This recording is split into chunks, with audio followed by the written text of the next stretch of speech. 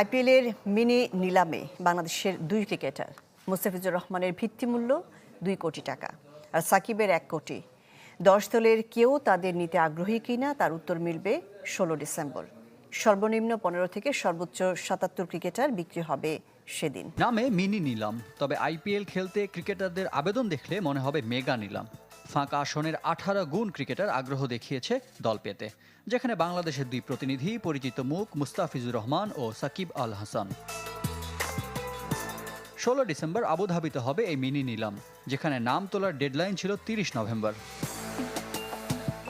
10 দল বেছে নিতে পারবে সর্বোচ্চ 77 শূন্যস্থান, খালি আসনের 31 বিদেশি আর 46 ভারতীয় ক্রিকেটারদের জন্য, যার বিপরীতে জমা পড়েছে ভারত সহ 14 দেশের 1355 ক্রিকেটারের আবেদন। প্রতিটি দল সর্বোচ্চ 25 জন পর্যন্ত স্কোয়াড বাড়াতে পারবে, সর্বনিম্ন 18 জনের। সেই হিসেবেও বিক্রি হবে অন্তত 15 ক্রিকেটার।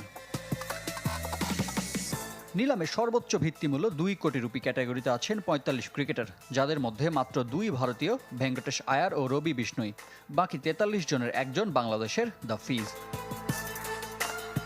শেষ আইপিএলে দিল্লির জার্সিতে খেলেছিলেন মুস্তাফিজ। সরাসরি নিলামে তাকে দলে না নিলেও বদলি হিসেবে দলে ভিড়িয়েছিল দিল্লি। মাত্র 3 ম্যাচেই দেখিয়েছিলেন চমক। ডেথ ওভার স্পেশালিস্ট হিসেবে এবারও আসরের আলোচনায় দ্য ফিজ। গতবার মেগা নিলামে অবিকৃত সাকিব আল হাসান আরও একবার খেলতে চান বিশ্বের সবচেয়ে বড় ফ্র্যাঞ্চাইজি টুর্নামেন্ট। আসরের এক সময়ের নিয়মিত মুখ সবশেষ আইপিএল খেলেছেন 4 বছর আগে। এবার তার ভিত্তিমূল্য 1 কোটি রুপি। নিলামে ক্রিকেটার কিনতে দলগুলোর হাতে আছে 237 কোটি 55 লাখ রুপি।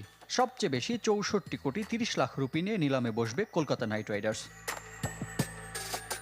তবে প্রথমবারের মতো আইপিএল নিলামে নেই অজি ক্রিকেটার গ্লেন ম্যাক্সওয়েল। গত 2 আসরের ধারাবাহিক ব্যর্থতায় নিজেকে সরিয়ে নিয়েছেন।